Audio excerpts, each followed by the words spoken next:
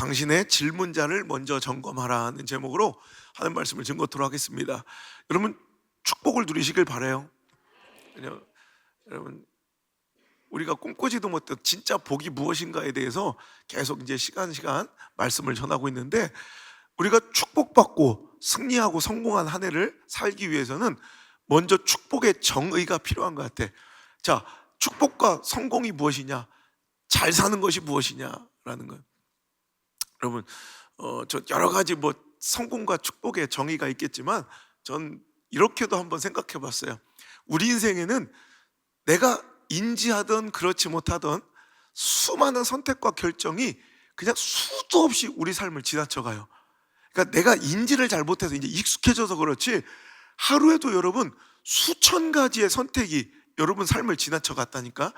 그래서 여러분 그 선택과 결정, 그러니까 허접한 건 짜장이냐 짬뽕이냐 이런 허접한 것부터, 오늘 어떤 사람은 그냥 누군가는 오늘 내 인생을 평생을 함께할 배우자라는 선택, 이 중대한 선택을 한 사람도 있을 것이고, 그리고 내 삶을 담을, 내가 평생 먹고 살 또 직장을 선택한 이런 중대한 문제를 선택한 사람도 있을 거란 말이에요.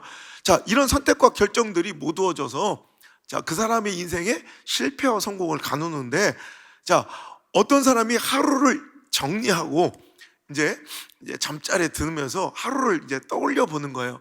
그랬더니 자, 100% 옳은 선택 결정만 있으면 얼마나 좋겠어요. 근데 자, 좋은 선택도 있었고 후회할 만한 선택도 있었을 텐데, 잘 생각해 보니까 그래도 내가 후회하고 부끄러운 선택보다 참 그래도 내가 그렇게 하길 잘했어. 오늘 이 자리에 나온 거, 그죠? 야, 내가 힘들고 어려운데 막 드라마도 보고 싶은데 오늘 이곳에 나와서 이렇게 예배한 것, 이거 너무 잘했어. 오늘 참 졸지 않길 참 잘했어. 어저께 2명 있어서 하는 얘기요, 그죠? 여러분 이렇게 좋은 선택, 잘한 선택이 내가 그때 왜 그랬지? 내 그러지 말걸, 이렇게 잘못된 선택보다 그 비중이 좀 더 많으면 그래도 그 하루는 잘 살았다고 자평할 수 있을 것 같아요. 자, 시간을 좀 늘려볼까요? 이제 한 해를 다 살고 송구영신 예배를 드리는데, 곰곰이 한 해를 떠올려 보니 참 잘했던 행복했던 선택과 결정도 있었고 그 반대의 선택과 결정도 있었는데, 자, 이렇게 생각해 보니 그래도 이 한 해는, 올 한 해는 후회스럽고 실패한 선택보다 그래도 좀 내가 기뻐할 만한, 참 자랑스러울 만한 이런 선택과 결정의 비중이 그래도 더 많았다면 그 한 해는 그래도 성공적인 한 해라고 자평할 수 있을 것 같아요. 더 들려볼까요? 하나님 부르셔서 천국 가는 그날, 내가 눈 감는 그날, 그 마지막 호흡하면서 곰곰이 인생을 정리해 보니 그래도 부끄럽고 내가 막 후회스러웠던, 정말 수치스러웠던 선택과 결정보다 내가 살아오면서 그래도 내가 우리 귀한 사자 목사님을 나의 영적 아버지로 선택한 것이 참 잘했어. 내가 이렇게 건강한 공동체에 몸담고 일평생 살아온 건 참 잘한 일이야. 이렇게 여러 가지 좋은 선택들이, 저런 좋은 위대한 결정들이 그 반대의 결정과 선택보다 좀 더 많았으면 그 한평생은 그래도 잘 살았다고 자평할 수 있을 것 같아요.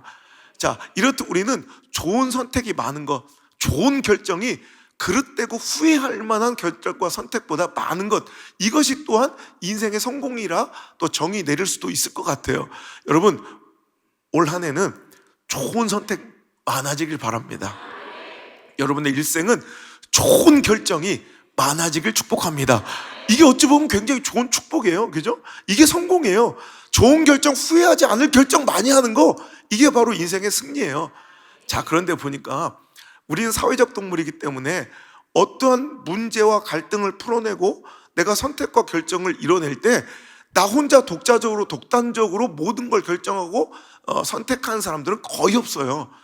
자연인 빼놓고서는 거의 대부분 내가 어떤 문제를 풀어가고 어떤 갈등을 해결하고 어떤 선택을, 내가 주요한 선택을 내릴 때 내가 전화를 하거나 찾아가 상담하고 질문하는 사람들이 꼭 있더라는 거예요. 그래서 여러분도 있으시죠? 어려운 일 있을 때 가장 먼저 생각나고 전화한 사람 있죠? 또록 찾아가가지고 함께 의논한 사람 있죠? 이걸 저는 오늘 질문자라 본 거예요. 당신의 문제와 어려움을 가서 질문하고 상담하는 사람, 이 사람 선택 하나가 여러분의 인생을 바꿀 수 있다는 거예요. 자, 우리는 그런 사람을 선택해서 이제 걸어갈 때, 자, 우리는 이렇게 기도할 거예요. 하나님, 내가 이 문제를 두고 아무에게 가서 상담하려 합니다. 질문하려 합니다. 그때 그 입술에서 하나님의 뜻이 들려지게 하시고 좋은 답을 듣게 하여 주옵소서. 물론 이것도 좋은 기도예요. 그런데 오늘 말씀의 제목처럼 이 기도보다 더 중요하고 중대한 기도, 선행돼야 될 기도는, 자, 그 사람한테 좋은 답을 듣게 해달라고 기도하기 전에 먼저 나는 내가 지금 찾아가는 이 문제를 들고 상담하러 가는, 질문하러 가는 그 질문자가 과연 하나님 좋은 질문자입니까? 하나님 보시기에 합당한 상담자입니까? 를 먼저 질문해야 되고 기도해야 된다는 거예요. 그래서 내가 이 사람한테 가서 좋은 선택을 듣게 해달라, 좋은 답을 듣게 해달라 기도하는 것보다 진짜 중요한 것은, 하나님, 내가 좋은 질문자, 좋은 상담자를 찾아갈 수 있는 지혜를 주시고, 내가 꾸역꾸역 이상하게 맨날 안 좋은 질문자, 악한 질문자에게 내 인생의 삶의 질문과 상담을 나누고 있었다면 이제는 돌이킬 수 있는, 그 발걸음을 이제 돌릴 수 있는 용기와 결단을 주옵소서. 이 기도가 정말 중요한 기도예요. 왜냐하면요, 우리가 어떤 사람에게 나가서 무언가를 질문하고 상담할 때 나는 그 사람에게서 그 답을 내가 어떤 답을 구하러 간다고 생각하지만, 실은 내가 어떤 사람을 찾아갈 때 실은 그 사람의 성향도 알고 그 사람이 실은 나에게 어떤 길을 제시해 줄지 우리는 이미 알고 간다는 거예요. 그러니까 그 사람이 어떤 문제가 있을 때 우리 목사님들은 다 알아요. 그 사람이 누굴 찾아가고 누구를 교제하고 누구를 만나고 있는가 보면 그 사람이 어떻게 될지가 다 보여요. 이미 그 사람의 미래가 보여요. 그 사람이 다음 스텝이 다 보여요. 근데 자기는 모르는 거야. 그러면서 그 사람이 그 이야기를 해줘서 내가 그 길을 걸어갔다고 착각하고 정말 오해하고 살아가지만, 실은 당신이 이미 그 사람을 질문자로, 그 사람이 당신의 상담자로 결정돼서 그 사람을 찾아가는 순간 당신은 이미 그 답을 결정한 거야. 뭔 얘기인지 모르겠죠? 그러니까 제가 필요한 거예요. 설명해 주면 되지 뭐. 자, 보세요. 저에게 문제가 생겼어요. 제가 이제 저는 이 집회 사역을 계속 해야 되나 말아야 되나, 저는 항상 이게 고민이고 갈등이에요. 사람들은 좋겠다가 막 배부른 소리 한다, 넌 이렇게 유명해지고 알려지고 막 하나님 축복받아 좋겠다 그러지만, 실은 전 이게 너무 두려워요. 제가 이제 전국 각지를 가도 알아보는 분들이 있고 세계를 나가도 이제 알아보는 분들이 많아요. 그런데 그게 고민스러운 게, 과연 내가 개척해서 옛날에 시골에 이제 박혀 있을 때 그때보다 저를 목사라고 불러준 사람은 아마 10만 배 이상 늘었어요. 그런데 과연 나는 그럼 지금 과연 10만 배 이상 더 목사다워졌는가 생각해보면 그게 자신이 없어요. 솔직히 내가 영혼에 대한 사랑과 정말 그런 모습으로 살아가는 진짜 그 순수함이 혹시 훼손되고 있지는 않는가, 이런 화려한 사역이. 그래서 하나님께서 언제라도 명령만 내려주시면 이거 멈추고 싶다고 하나님께 맨날 늘 기도를 하고 다닌단 말이에요. 저한테 내적 갈등이 굉장히 많아요. 그리고 저는 성향적으로도 여러분 담임 목사님처럼 저렇게 막 사람들 막 많이 만나고 오지랖도 넓으시고 그냥 이런 사람이 어때요? 전 사람 만나는 게 세상에서 제일 싫어. 내가 저분을 보면 신기해서 자꾸 만나는 거예요. 어떻게 저렇게 살까? 나는 어떤 때는요, 우리 가족하고 전화하는 것도 싫어요. 근데 저는 그래서 이렇게 1년에 꼭 제가 한번 이렇게 1월 달에 이렇게 와서 저랑 딱 통하고 제가 이렇게 형님 만나고 나면 이게 속이 후련해. 그리고 저는 이제 매일 바깥에서 밥을 먹고 매일 바깥에서 호텔에서 잠을 자잖아요. 그러니까 이게 다른 사람은 좋겠다고 하는데 저는 이게 너무 힘들어요.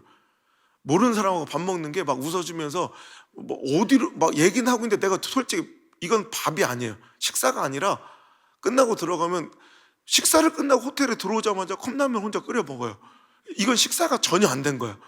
나한테는 이게 너무 부담스러운 작업이고, 그러니까 내가 이제 이것을 그만하고 싶고 소화도 안 되고 이런 마음에 전화를 한단 말이에요. 그러니까 저한테 저를 정말로 위해주는 두 부류의 분들이 계세요.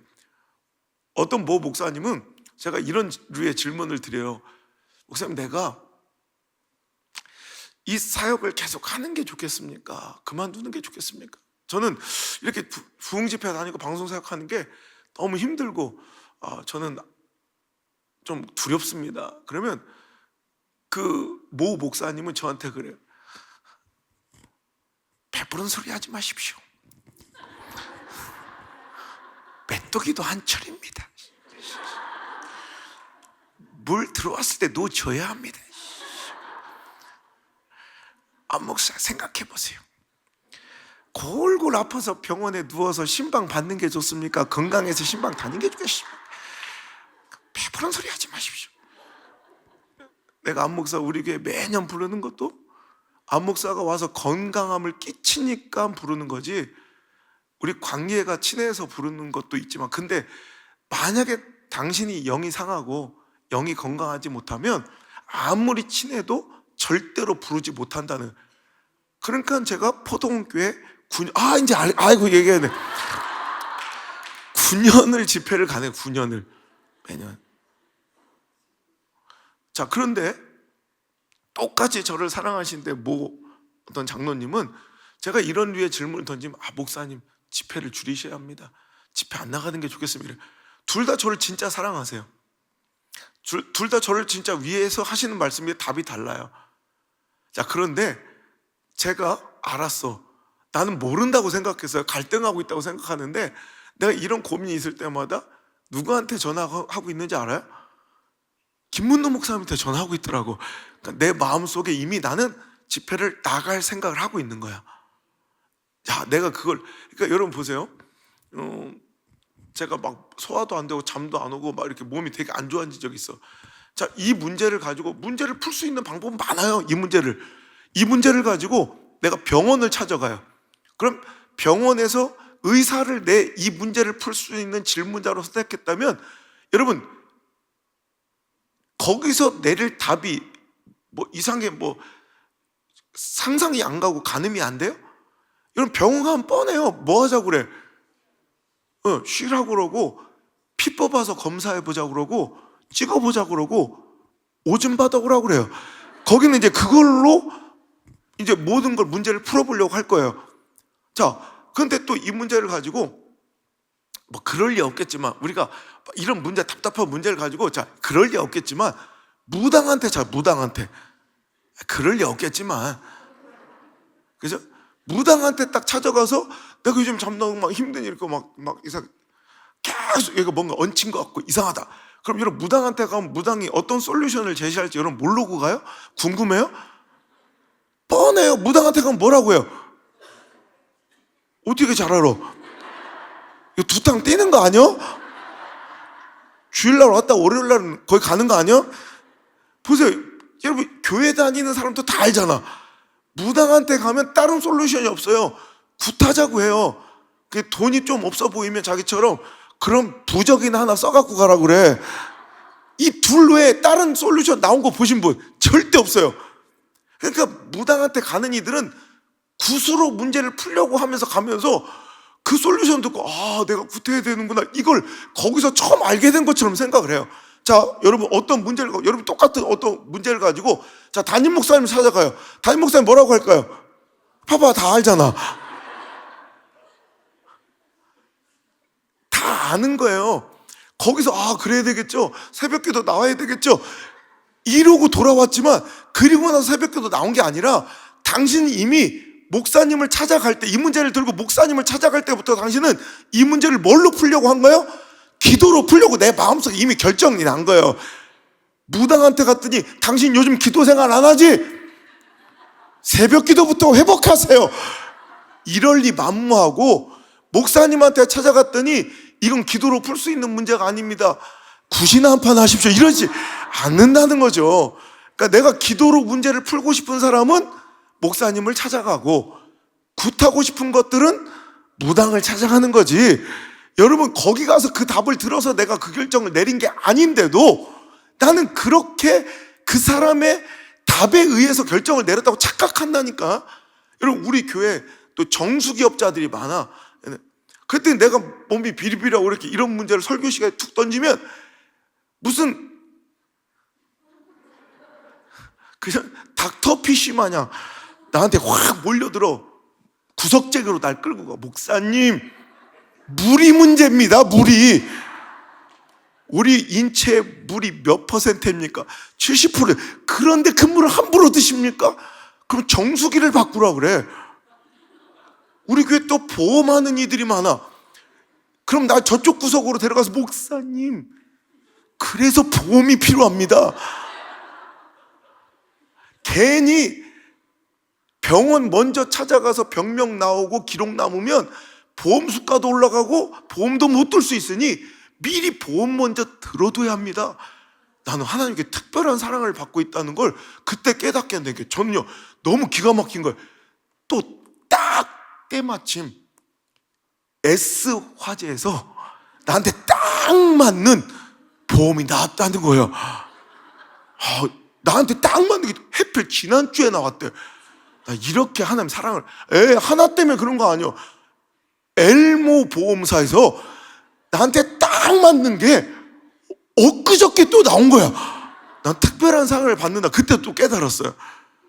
여러분, 그 사람들한테 가면 다른 솔루션이 없어. 무조건 결국엔 보험으로 답이 끝나. 그리고 우리가 또 뭐죠? 미숫가루가 선식 이런 것들은 또 나를 끌고 가서 목사님 식습관이 문제야. 식습관이 맨날 안 먹고 쫄쫄 굶다가 먹을 때 팍 폭식하니까 그렇다고 하루에 한 끼는 꼭 이 선식을 그때 아무거나 먹으면 안 돼. 음식, 라이프 이런 걸 꼭 먹으라는 거야. 그것도 내가 목사님 공급해 드릴 테니 매일 드세요가 아니라 싸게 드릴 테니. 여러분, 그런 거예요. 여러분, 다른 사람한테 가서 어떤 일이 일어나죠. 내가 그 사람에게 가면 어떤 답이 나올지를 알고 가는 거야. 그러면서 착각하고 사는 거지. 그러니까 우리한테는 굉장히 좋은 질문자를 선택하고 살아가는 것이 결국엔 내 인생이 이미 결정되어 있다는 거예요. 그 사람한테 내가 가서 좋은 답을 듣게 해달라고 기도하지 말고 내가 아예 좋은 질문자, 좋은 상담자 이런 사람들과의 교제를 여러분 기도하시길 바라요. 여러분, 좋은 만남과 교제는 마치 우리 인생의 장대 높이뛰기 같아요. 우리 한계가 있어요. 여러분, 높이뛰기 선수가 아무리 애를 쓰고 넘어봐 몇 미터를 넘겠어요? 3미터 넘어요? 모르겠어요. 전 몰라서 물어본 거예요. 한 3미터 정도, 아무리 점프를 해도 3미터 이상 넘겠어요? 그죠? 이게 한계예요, 한계. 거기서 아무리 훈련을 해도 1, 2cm 왔다 갔다 해요. 근데 똑같은 높이뛰기 선수한테 장대 하나 들려주니까 이건 3m 싸움이 아니라 10m, 11m 막 몇 배로 그냥 훌쩍 뛰어넘을 수 있는 거야. 여러분, 우리 인생에 하나님께서 내 한계를 뛰어넘는 어마어마한 축복의 포문을 여실 때 말씀을 들려주시고 만남을 통해 축복해 주세요. 여러분, 교제권을 함부로 여러분 여겨서는 안 돼요. 쉽게 여겨서는 안 돼. 내 주변에 어떤 사람들이 포진해 있고 내가 어떤 문제를 들고 항상 어려울 때 선택과 결정의 기로에서 누굴 만나 이야기하고 수덕거리고 있는가를 보면 당신의 인생과 당신의 미래까지요, 당신 자녀들의 삶까지도 결정되어 있는 거예요. 여러분, 좋은 질문자를 먼저 구하십시오. 그 사람한테 가서 그 좋은 답을 구하지 말고 진짜 내가 좋은 질문자에게 찾아갈 수 있는 영적 분별력을 달라 기도하시고, 악한 질문자, 잘못된 질문자에게 찾아갔던 내 발걸음 이제는 돌이키게 해달라고, 결단하게 해달라고, 이제는 좀 끊게 해달라고 여러분 기도하시는 여러분 이번 집회가 되시기를 주의 이름으로 축원합니다. 여러분, 오늘 읽은 본문의 말씀에 갑자기 오랜만에 1년 만에 와가지고 누구를 쳐 죽이는 얘기가 약간 흉측하잖아요. 이 이야기를 한 것이 아합이란 인물이 나오는데, 아합 왕이요, 여러분 굉장히 자기에게도 문제가 생겼어. 우리에게도 여러 문제가 있잖아요. 풀 수 있는 여러 가지 방법이 있겠지만, 자, 그든 이 문제가 생겼어. 어떤 문제가 생겼어요? 오늘 성경 읽어보니까 포도원이 갖고 싶어. 근데 자기 왕궁에서 갖고 온 이스라엘에 나봇이라는 사람의 포도원이 너무 탐났대. 그 성경에 보니까 그거 뭐 하려고 그랬대요? 나물밭, 채소밭을 삼으려고 그랬대. 무슨 왕이 취미생활도 고상하지 무언 나무를 그렇게 작정하고 심으려고, 뭐 봄동나무를 심으려고 그랬나, 얼갈이 배추를 심으려고 그랬나. 근데 이건 약간 번역이 조금 이렇게 좀 세련되지 못한, 이건 어떻게 보면 정원이에요, 정원. 그러니까 사람이요, 돈을 먹고 사는 문제를 뛰어넘는 수준의 돈을 벌면 그때부터 이 심리학자들에 의하면, 사회학자들에 의하면 인간은요 자연스럽게 가장 먼저 호기심이, 탐구심이 생기는 게 미적 호기심이래요. 그러니까 우리는 먹고 살기 급급할 때는, 여러분 우리는 이게 뭐 미술품, 뭐 전람회 이런 거 가본 적 있어요? 먹고 살기 힘들 때 우리 이런 거 관심도 없어. 근데 어느 순간 이걸 확 뛰어넘는 부가 생기면 이런 것들이 땡기는 거야. 이제 미적 호심, 미적 탐구. 그러니까 제가 아는 한 기업의 대표님은 자기 집을 이렇게 공개하고 이렇게 자랑할 때마다 다른 거 목사님 마음껏 쓰시라고 그러다가 가끔씩 그 그림 얘기만 나오기 시작하면 눈알이 막 반짝반짝반짝, 자기 자식 자랑하듯이, 목사 일로 와보세요. 이거 저번에 오셨을 때 못 보셨죠?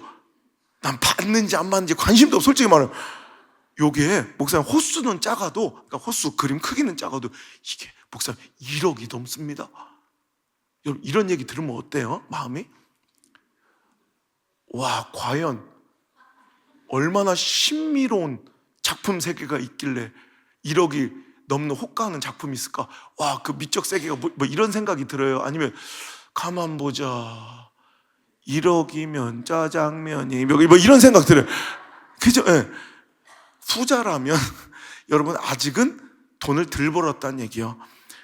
우리는 관심 있는 그림이라 봤자 화토장에 동양화밖에 없는데, 우리 앞으로 소망합니다. 우리 계속 만날 텐데 앞으로 여러분 우리 다시 만날 때는 좀 이런 얘기가 조금 이해가 되고 뭔가 공감이 되는 상태로 좀 만나볼 수 있으면 좋겠어요. 그죠? 그죠? 그러니까 하여튼 사람이 이렇게 돈을 벌면 이런 미적 세계에 대한 탐구심. 그런데 왕은 절대 권력이에요. 이건 그냥 돈 풍족함의 수준을 넘어서서 손가락 하나의 움직임에 사람 하나의 생명을 죽이고 살릴 수 있는 이 정도의 권력을 가지면 이제는 이런 평면 작품 이 정도에는 만족을 못하는 거예요. 그러니까 왕에게 있어서 정원은, 이 가드는 자기에게 하나의 뭐 작품 같은 거예요. 그러니까 이 세계사에서 보면 이 왕조들이 정원에 굉장히 집착을 많이 하는 게 이런 일. 그러니까 다른 거에는 그림, 미술 작품, 조각 작품 정도로는 이제 성이 안 차는 거야. 그러니까 이제 정원을 이제 꾸미고 가꾸는 게 한 폭의 막 예술 작품 같은 거죠. 그러니까 이 아합도 그랬을 것 같아요. 자기 왕국에서 쫙 보니까 야, 조금만 이 귀퉁이에 이스라엘의 나봇의 포도원을 딱 갖다 붙이면 멋진 작품이 하나 나올 것 같은데, 가서 아합은 원래 인격적으로 이럴 뿐이 아니에요. 그런데 되게 호의적으로 가서, 왕인데도 원래 평소에 이럴 뿐이 아닌데 나봇한테 가서 정중하게 네가 원하면 대토, 아주 더 좋은 땅을 주든지 아니면 굉장히 후하게 값을 쳐줘서 사준다고 그랬어. 그때 나봇이 그걸, 여러분 수락해요? 거절해요? 거절하죠. 왜? 이건 하나님의 뜻이 아니라는 거예요. 당시에 땅은 이 부동산 뭐 이런 계정, 어떤 경제 이익만 맞으면 후딱 팔아먹을 수 있는 이런 계제가 아니라 하나님이 그 집안, 그 족속에게 주신 하나님과의 약속, 분기세 기업의 개념이기 때문에 이것을 함부로 파는 것은 하나님의 뜻이 아니다. 그러니까 나보도 참 대단한 거예요. 그 물질의 유혹에도 흔들리지 않을 뿐더러 그때 아합에게 잘못 걸리면 이런 처참한 결과가 나올 수 있다는 것도 충분히 예상할 수 있는데도 불구하고 그는 그것을 딱 하나의 기준으로, 딱 하나 때문에, 돈이 안 맞아서 그런 게 아니에요. 자기들처럼 조금 더 이렇게 튕기려고 이렇게 한 게 아니에요. 밀당이 아니라고. 뭐 때문에? 딱 한 가지 이유 때문에 거절. 뭐요? 하나님의 말씀, 하나님의 뜻에 합당하지 않으면 그걸 목숨 걸고 단호히 거절할 수 있는 용기. 난 나봇에게 참 찬사를 보내고 싶어요. 그때 이제 듣고 보니까 아합의 입장에서 이게 맞는 얘기거든. 그러니까 뭐 선뜻 얘기할 수 없으니까 이제 투덜거리면서 자기 뜻대로 안 되니까 짜증이 난 거예요. 왕궁으로 들어온 거예요. 근데 왕궁에 와가지고 막 사절에 근심하고 답답해요. 어떻게 했대요? 근심하고 답답해요. 밥도 안 먹고 침상에서 그러니까 벽을 보고 막. 내가 볼 때 성경에 기록되어 있지는 않지만 아합은 분명한 건 A형이요. 나랑 하는 짓거리가 똑같아. 식사하서 여러분 오늘 이 시간 남편이 들어와서 갑자기 퇴근했는데 말도 안 하고 갑자기 식사하세요. 근데 팍 자기 방으로 들어가서 침대에 돌아놓고 그러면 말도 안 해. 이러면 지금 뭐 하냐면 여보 일로 와서 내 말 좀 들어봐 이 얘기야. 지금 아합은 그죠? 아합은 이 어려운 문제를 자기에게 이제 닥친 문제를 그 질문자를 이 문제를 풀 수 있는 상담자를 누구로 결정한 거예요? 부인 이세벨을 결정한 거예요. 여기서부터 여러분 이세벨같이 잔인무도한 여자에게 이 문제를 나봇의 포도원이 너무너무 갖고 싶은데 그놈이 안 준대 이 얘기를 털어놓는 순간 여러분 이세벨 같은 여자가 어떤 솔루션으로 나올지 몰라요. 아합이 자기 부인 지가 더 잘 알지. 아합이 얼마나 여러분 이세벨이 어떤 여자입니까? 바로 북이스라엘과 접경하고 있는 두로와 시돈 땅에 여러분 아버지가 엣바알이야. 엣바알 이름부터 재수없잖아. 바알 숭배자라는 뜻의 이름을 가진 그 두로와 시돈은요 이제 신정 일치국가예요. 왕이 곧 제사장이에요. 바알을 숭배하는 제사장이자 왕이었던 엣바알의 딸 공주가 둘이 협약을 맺고 외교 전략상 둘이 통혼 정책 서로 이제 불가침의 조약을 맺을 때 가장 안전한 게 사돈을 맺는 거예요. 그런 통혼 정책으로 둘이 결혼을 해가지고 혼수품으로 양문형 냉장고, 드럼 세탁기, 요즘 인기 있는 건조기 이런 것 좀 짊어지고 오면 얼마나 좋아. 그런데 그 여인 이세벨이 갖고 왔던 혼수품은 뭐예요? 바알과 아세라를 갖고 오고 그것을 숭배하고 섬길 수 있는 선지자 850명을 혼수품으로 데려와서 이스라엘 땅을 범죄로 우상으로 물들이며 오늘도 그것을 반대하고 이건 하나님의 뜻이 아니라고 얘기하는 하나님의 종들을 다 파리목수처럼 쳐 죽이는, 아니 오늘날로 말하면 이것은 통치권자 위정자한테 이건 안 된다고 말할 때마다 바로 그냥 사형을 시켜버리는, 얼마나 무서운 일이에요. 이렇게 목사님 목숨도 파리 목숨처럼 여겼던 이 여자가 나봇 같은 게 이게 뭐 눈에 들어오겠어요?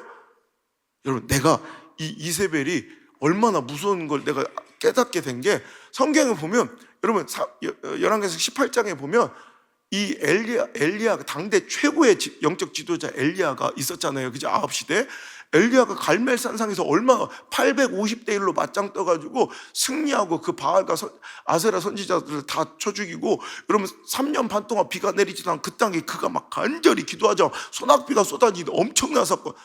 그러니까 이건 보통 능력이 아니야. 난 이 정도까지는 하나님께 송구해서 구하지도 않아. 나는 여러분 감으로 메마른 땅에 내가 기도하니까 바로 그냥 비가 내리면 이건 벌써 소문나지. 근데 전 이 정도까지는 구하지도 않고 그냥 딱 무슨 보험에서 왜 그 견인 서비스 3번 1년에 막 이런 것처럼 급유 서비스 1년에 2회 막 이런 것처럼 나한테는 하나님 내가 원할 때 천둥 서비스 3번만 줬으면 좋겠어. 비까지는 원하지도 않고 설교를 시작했는데 내가 설교가 무료하고 잘 못해서 좋으면 괜찮은데 시작부터 졸고 있는 것 있어. 그럼 주여 저들에게 천둥을 콱콱콱콱 이렇게 한 방씩만 내가 원할 때 쳐주면 나 아마 소문 날걸. 근데 그분은 그 정도가 아니라 3년 반 동안 비가 내리지 않는, 이러면 이건 완전히 이건 국가 비상사태야. 이런데도 그가 간절히 기도하자 소낙비가 막 쏟아져 내릴 정도로 이렇게 강력한 영적 지도자, 이렇게 대단했던 위대한 종 엘리야도 19장에 보니까 이 소문이 왕국에 있는 이세벨에게 들리자 이세벨이 열받아. 왜? 자기 혼수품을 싹 다 죽여버린 거야. 그러니까 사람을 그에게 보내 뭐라고 얘기해요? 내가 내일 이맘때까지 너를 죽이면 네 목숨이 붙어있으면 내가 신들의 저주의 저주를 받겠다. 와, 그러니까 엘리야가 여기서 완전히 영적으로 완전히 다 무너진 거예요. 그러니까 혼자 뚜벅뚜벅 어디로? 여러분 광야로 하룻길을 하룻길을. 그러니까 광야로 하룻길을 들어갔다는 건 하루 종일 걸어 들어갔다는 거예요. 그럼 못 나와요. 광야로 하룻길을 들어가는 건 이건 자살행위예요. 근데 로뎀나무 아래 엎드려 오히려 죽기를 청할 정도로. 여러분 이렇게 무서운 여자, 당대 최고 영적 지도자 엘리야를 이렇게 무너뜨릴 수 있었던 이런 여자 이세벨한테 어느 날 남편이 들어와서 밥도 안 먹고 나봇 저 새끼 포도는 안 준단 말이야. 그 순간 여러분 이세벨은 뭐 딴 일인가 뭐 큰 일인가 생각했는데 겨우 그런 일이야. 그러니까 여보 난 또 뭐라고, 여보 식사하세요. 내가 알아서 처리할게. 근데 죽여버린 거예요. 근데 그 여자한테는 이게 당연한 거야. 그죠? 여러분, 아마 아합은 하나님 앞에서 심판대에서 항변할 수 있어요. 내가 죽이지 않았어요. 이세벨이 죽였다니까요. 내 아내가 죽인 거야. 아니야, 그건 아합이 죽인 거야. 아합이 가서 이세벨에게 이 문제를 털어놓은 순간 나봇은 아합이 죽인 거야. 여러분, 마찬가지예요. 우리 삶 가운데 여러분이 질문자를 누구를 선택하느냐에 따라 내려지는 그 모든 이 결정과 선택의 결과도 여러분이 책임지셔야 되는 거예요. 왜냐하면 우리 인생엔 똑같은 환경과 처지와 똑같은 상황과 문제를 보면서도 극단적으로 긍정으로, 극단적으로 부정으로 얘기하는 사람 꼭 여러분 주변에 꼭 있어요. 그냥 하나님 말씀이면 그냥 고! 여러분, 킵고잉, 끊임없이 전진할 수 있는 거, 이게 믿음이에요. 믿음 싹 다 갈아엎어야 돼. 우리의 의식 구조를 말해요. 믿음의 재개발. 의상도 갈아엎어주세요. 여러분, 이거예요. 오늘도 여러분 믿음이 싹 다 갈아엎어지길 바라요.